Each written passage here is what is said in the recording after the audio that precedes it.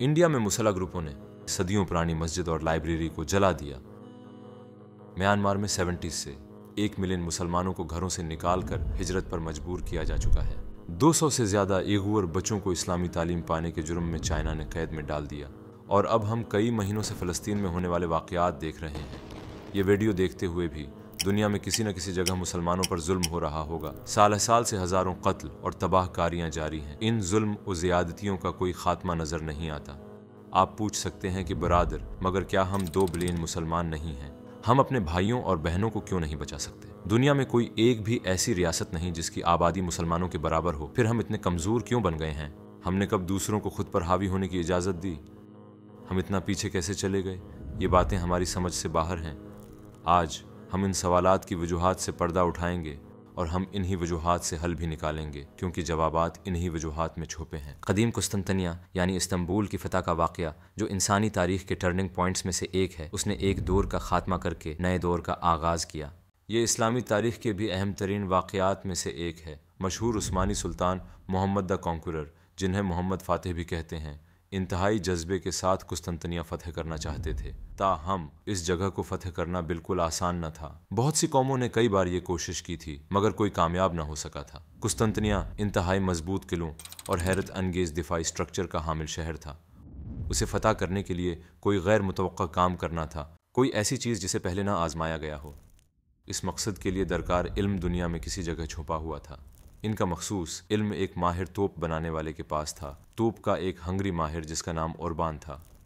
उसने एक एलॉय यानी धातों का मिक्सचर दरियाफ्त किया और उसे महसूस हुआ कि इस मुनफरद एलॉय से वो बहुत ताकतवर तोपें बना सकता है। उस ज़माने में ओरबान को पता चला कि मोहम्मद फ़ातिह कुस्तंतनिया का मुहासरा करने जा रहे हैं। वो ये इल्म फ़रोख्त करना चाहता था, मगर सुल्तान को नहीं। वो पहले बाज़ंतीनी शहनशाह के पास गया और उससे कहा, मैं तोप बनाने का माहिर हूँ और मुझे एक नई किस्म का अलॉय मिला है। इस ईजाद से तोप के गोले ज़्यादा ताकतवर होते हैं और ज़्यादा दूर तक जाते हैं। मैं आपको ये अलॉय देना चाहता हूँ, क्योंकि मैंने सुना है कि उस्मानी शहर का मुहासरा करने जा रहे हैं। आप इसे उनके खिलाफ इस्तेमाल कर सकते हैं। बाज़ंतीनी शहनशाह ये सुनकर बहुत खुश हुआ। कहने लगा, मुझे उस अलॉय का फार्मूला दिखाओ। ओरबन ने कहा, अगर आप मुझे इतना सोना दे दें तो मैं वो दस्तावेज़ दे दूंगा जिस पर फार्मूला लिखा है। शहनशाह उसका मजाक उड़ाते हुए कहने लगा, तो तुम ये कह रहे हो कि हमें कागज़ का एक टुकड़ा दोगे और बदले में इतना ज़्यादा सोना लोगे? वाकई। और फिर उसने सिपाहियों को हुक्म दिया, ऐसे आदमी को कैद खाने में डाल दो। कुछ अरसे बाद इस वाक़े की खबर मोहम्मद फ़ातिह तक पहुँची। कैसे? क्योंकि कुस्तंतनिया में उनके जासूस मौजूद थे। उन्होंने आकर बताया कि तोप बनाने वाले के साथ किया हुआ। सुल्तान जोश में आकर कहने लगे, किसी भी कीमत पर उस शख्स को कैद खाने से निकालो और मेरे पास लाओ। सुल्तान के आदमियों ने ओरबन को निकाल लिया और सुल्तान के सामने ले आए। मोहम्मद फ़ातिह ने उसकी मुंह मांगी कीमत से दुगनी कीमत अदा की और उस अलॉय को बड़ी और ख़तरनाक मुहासरे की तोपें बनाने में इस्तेमाल किया। फिर कुस्तंतनिया का मुहासरा शुरू हुआ और इंतहाई तबाह कुन हथियार की बदौलत शहर की दीवारों में बड़ी बड़ी दरारें और सुराख कर दिए गए और आखिरकार शहर फतह हो गया। ज़रा इस वाक़ये को सोचें। वो काम जो सदियों से नहीं हो सका था, आखिरकार इस हथियार के ज़रिए पूरा हुआ। अब ज़रा इसके बरक्स सूरत हाल पर गौर करें। अगर बाज़ंतीनी शहनशाह ने तोप बनाने वाले को पहले ही ये कह दिया होता कि ओके, ये सोने की अशरफियाँ लो और हथियार बनाओ, तो नतीजा बहुत मुख्तलिफ होता। आपने इल्म, कोशिश और जदोजहद की कदर व कीमत देखी। कागज़ के टुकड़े पर चंद चीज़ें ही लिखी हुई थीं, मगर जब आपको उन चीज़ों का इल्म होता है तो अपने मदमुकाबिल को पछाड़ देते हैं। क्या आपको मालूम है कि जिसे हम ब्रेन ड्रेन कहते हैं वो कोई नई चीज़ नहीं है? मोहम्मद फ़ातिह ने अपने दूर में इस्तंबुल में टैलेंटेड और इल्म रखने वाले अफराद को जमा करने की भरपूर कोशिश की। वो उन्हें बुलाकर तोहफे तहाइफ से नवाजते। मसलाना अली कुश्ती एस्ट्रोनॉमी और मैथमेटिक्स में कमाल रखते थे। सुल्तान ने उन्हें मुल्क में बुलाने के लिए बड़ी रकम खर्च की। उन्होंने उनके रिश्तेदारों के साथ उन्हें बुलाया और हर शहर विजिट करने के बदले 1000 सोने की अशरफियाँ दें। या चलें दूसरा दौर देखते हैं। क्या आपने कभी उंदलसी उमिया रियासत का सुना है? ये रियासत साइंस और इल्म के लिहाज से सबसे ऊंचे मकाम पर थी। एक मशहूर माहिर तिबियात पियर क्यूरी कहता है, उंदलस के मुसलमानों से हमारे पास 30 किताबें पहुंची और हम उनकी मदद से एटम को तोड़ने में कामयाब हुए। दूसरी किताबें मंगोलों के हमले के दौरान ज़ाया हो गईं। पियर क्यूरी मजीद कहता है, अगर जलाई गईं 1 मिलियन किताबों में से आधी भी बाकी बच जाते तो हम अब तक खला में गैलेक्सीज के दरमियान सफ़र कर रहे होते। क्या आपने कभी इब्न सीना का नाम सुना है, जिन्हें अविसेना भी कहते हैं? उन्हें फिजिक्स के माहिरीन का उस्ताद कहा जाता है। उनकी किताबें यूरोप में 600 साल तक टेक्स्ट बुक्स के तौर पर पढ़ाई जाती रहीं। उनके अलावा जाबिर बिन हयान को देखें, उन्हें केमिस्ट्री का बानी माना जाता है। और फिर अल ज़हरावी, जिन्हें सर्जरी का बानी समझा जाता है। इन जैसे और बहुत से नाम हैं जब इल्म हमारे हाथों में था और हम मुसलमान माहिर और दुनिया के रहनुमा थे। ये वो ज़माना था जब उंदलस की उमिया रियासत कायम थी और जब उस्मानी सल्तनत मजबूत हो रही थी। हज़रत मोहम्मद सल्लल्लाहु अलैहि वसल्लम का ज़माना याद करें। जंगी खंदक के दौरान हज़रत सलमान फारसी ने एक आइडिया दिया, बस चंद जुमले कहे और मुसलमानों ने खंदकें खोदना शुरू कर दी। इस अमल ने जंग का मंजरनामा बिल्कुल ही तब्दील कर दिया। इस हवाले से और बहुत सी मिसालें दी जा सकती हैं। दूसरी जानिब एक मुसलमान चाहे तो एक तालीम याफ्ता बाइल्म शख्स बनने का फैसला कर सकता है, या फिर वो ऐसा शख्स रहने का इंतखाब कर सकता है जिसने कभी खुद को बेहतर न बनाया हो, जिसने कभी कोई चीज़ न सीखी हो, जो बस खाता है, पीता है, सोता है। जब मुसलमान बाइल्म, हुनरमंद और तालीम याफ्ता बनते हैं तो चीज़ें बेहतरी की जानिब बदलना शुरू हो जाती हैं, क्योंकि हमारा मजहब खुद हमें ये खूबियाँ अपनाने का कहता है। क्या आपने कभी कोई ऐसी आयत सुनी जिसमें इल्म से दूर रहने को कहा गया हो, या कोई हदीस जिसमें कहा गया हो कि बस इबादत करो, रिसर्च मत करो, खुद को बेहतर न बनाओ? मतलब साइंसदानों को इस्लाम में बुरा नहीं समझा जाता, क्या ऐसा है? बल्कि रसूलुल्लाह सल्लल्लाहु अलैहि वसल्लम ने तो फरमाया, इल्म हासिल करो चाहे तुम्हें चीन जाना पड़े। कुरान बार बार हमें गौर व फिक्र और रिसर्च करने का कहता है, जैसे कि क्या तुम सोचते नहीं हो, क्या ये गौर नहीं करते? मुसलमानों की तरक्की या जवाल का इन्हिसार अल्लाह के इन अहकाम पर अमल करने पर है। उमूमन जब हम कहते हैं अल्लाह के कवानीन तो हमारे जहन में हराम, हलाल और इबादतें आती हैं, है ना? मगर अल्लाह हमें कानून के दो मुख्तलिफ सिस्टम्स देता है। पहले का ताल्लुक मजहबी कवानीन से है जिनमें जायज़ और नाजायज़ चीज़ें और इबादतें शामिल हैं, हलाल, हराम, इबादतें वगैरह। दूसरी किस्म के कवानीन वो कवानीन हैं जो अल्लाह ने कायनात की तख्लीक में तय कर रखे हैं, जिन्हें सुन्नत अल्लाह भी कहते हैं। पहली किस्म के कवानीन पर अमल करने या न करने का नतीजा हम मरने के बाद पाएंगे, मगर दूसरी किस्म के कवानीन पर अमल न करने का नतीजा बराह रास्त इसी दुनिया में मिलेगा, और नफ़ बख्श इल्म को अहमियत देना इन्हीं कवानीन का एक हिस्सा है। तो मुसलमानों की हैसियत से वो कौन से बुनियादी कवानीन हैं जिन पर अमल न करने की वजह से हम अपनी ज़िंदगियों में कमज़ोर हो जाते हैं? एक अजीम स्कॉलर बदी अल जमा सईद नरसी ने इसका बिल्कुल दो टॉक और वाज़ेह जवाब दिया है। हमारे दुश्मन जहालत, गुर्बत और इख्तिलाफ हैं। इन तीन दुश्मनों के खिलाफ हम हुनर, इल्म और इत्तिहाद के हथियारों से जहाद करेंगे। हम पहले ही बात कर चुके हैं कि तालीम और इल्म क्या कुछ कर सकते हैं। याद करें मोहम्मद फ़ातिह ने क्या किया था, मगर बाकी दो का क्या होगा? गुर्बत और इख्तिलाफ से बदी उल ज़मा की क्या मुराद है? उनका मतलब है तोड़, तकसीम।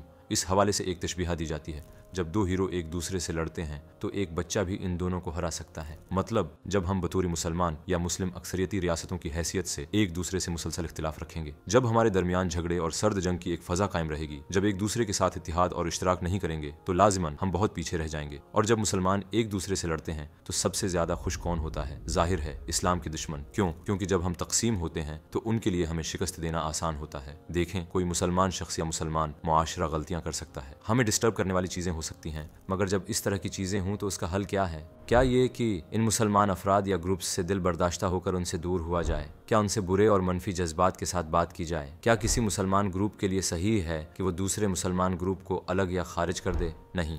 क्या आप जानते हैं कि बदवी यानी कदीम अरब के देहाती लोग भी ये सब नहीं करते थे? ये बताया जाता है कि माजी में दो बदवी कबीले थे जिनमें एक दूसरे की दुश्मनी चली आ रही थी। उनमें जंग जारी रहती थी, मगर जब बाहर से ज्यादा बड़े दुश्मन ने आकर उन पर हमला किया तो उन्होंने आपस की लड़ाई रोकी और अपने मुश्तरका दुश्मन से साथ मिलकर लड़े। दूसरे अल्फाज में हमारे अंदरूनी इख्तिलाफात और दुश्मनी के बायस हम खुद को कमज़ोर कर रहे हैं। आजकल बहुत से लोग इस्लाम पर हमले कर रहे हैं। मुसलमानों पर बहुत सी मुख्तलिफ रियासतें हराम चीज़ों के ज़रिए, मीडिया में इस्लाम मुखालिफ पोस्ट के ज़रिए, सोशल मीडिया पर नुकसानदेह कंटेंट के ज़रिए हमले कर रही हैं। ऐसे वक्त में कि जब हमारे इतने ज़्यादा दुश्मन हैं, हमें इत्तेहाद की इतनी ज़रूरत पहले कभी नहीं हुई। क्या इस वक्त तकसीम होना कोई अक्लमंदी है? लिहाजा हम अपनी ज़ात से आगे सोच नहीं रहे, हम इन खतरात से आगाह नहीं हैं। दूसरे अल्फाज में तालीम की कमी तोड़ और तकसीम की वजह बनती है, यानी बदियो इल्ज़मा की बात में मौजूद पहली चीज़ दूसरी चीज़ का सबब बनती है, इख्तिलाफ, तकसीम। तो जब तालीम की कमी और तकसीम मिल जाते हैं तो क्या होता है? तीसरी चीज़ पैदा होती है जो है गुर्बत। क्या आपने कभी सोचा कि दुनिया के मशहूर ब्रांड्स में से कितने मुसलमानों की मलकियत हैं? जब इसराइल के खिलाफ बॉयकॉट की लिस्ट शाये हुए तो हमें उसका वाज़ेह जवाब मिल गया। जब हमारे माली वसाइल मजबूत ना हों तो हमारी आवाज़ें भी कमज़ोर पड़ जाती हैं। मैंने एक बार एक दिलचस्प मुशाहिदा सुना। मिडिल ईस्ट में रिसर्च करने वाला एक शख्स कहता है, मैंने ये देखा है कि जब भी गुर्बत ज़्यादा हो तो जराइम का तनासब इसी के हिसाब से खुद ब खुद बढ़ जाता है।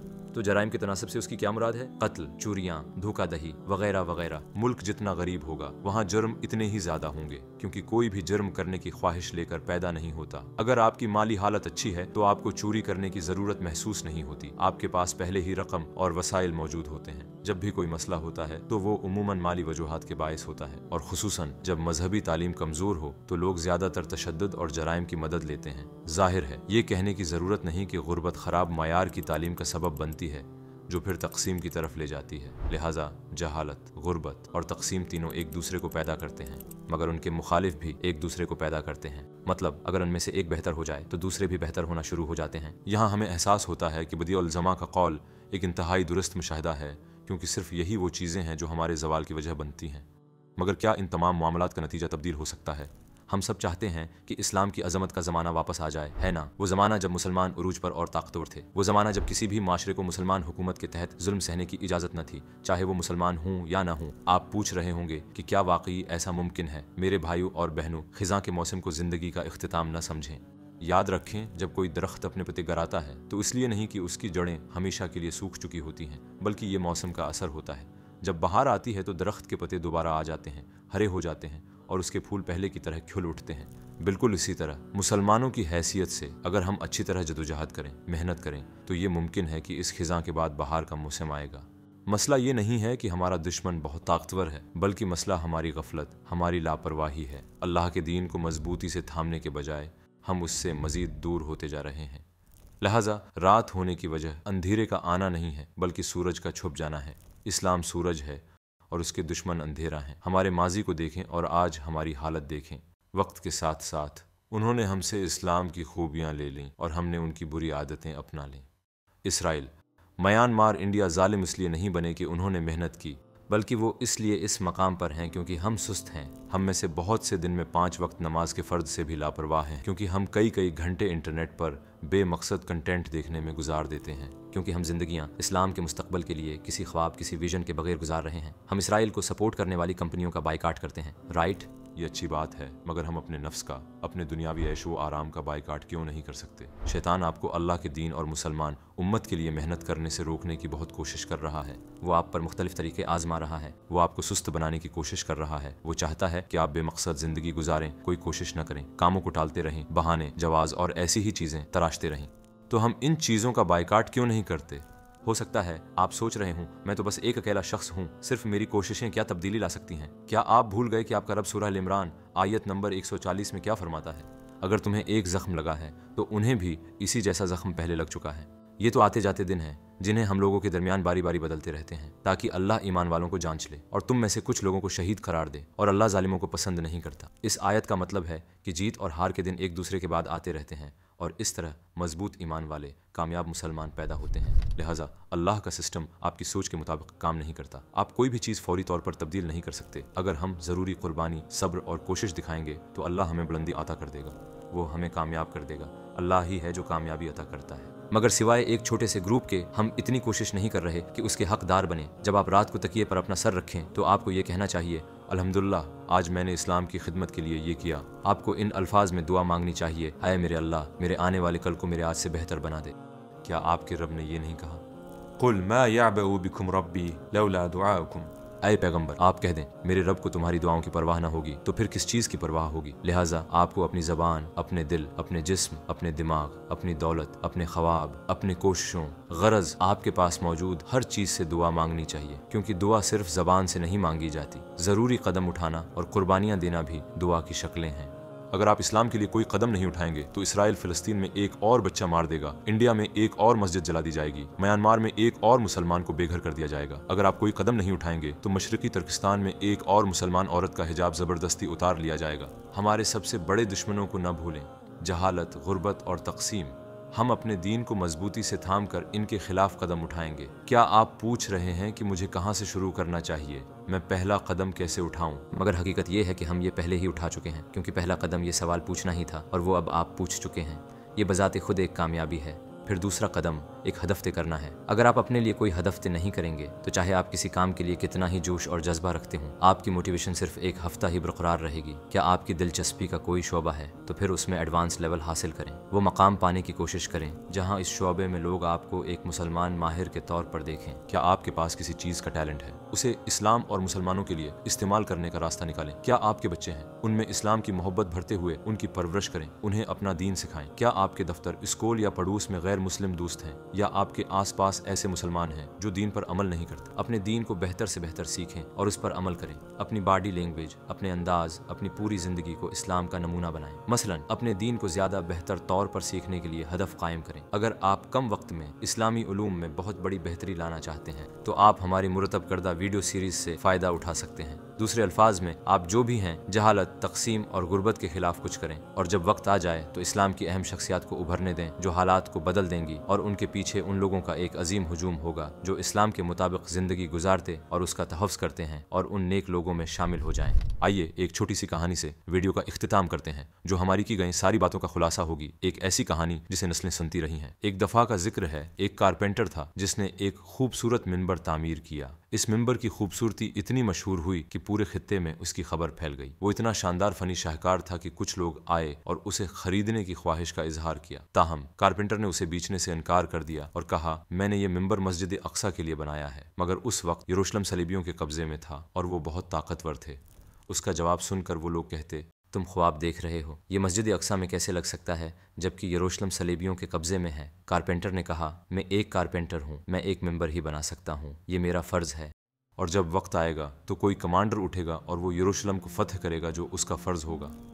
سننے والوں میں ایک بچہ بھی تھا جو کارپینٹر کا ہر لفظ بہت غور سے سن رہا تھا۔ یہ الفاظ اس کے ایمان سے بھرے دل میں سما گئے۔ کئی سال گزرے، بچہ بڑا ہوا، اپنی آرمی کو جمع کیا اور یروشلم فتح کر لیا اور اس منبر کو مسجد اقصی میں لگا دیا۔ تاریخ اس بچے کو صلاح الدین ایوبی کے نام سے جانتی ہے۔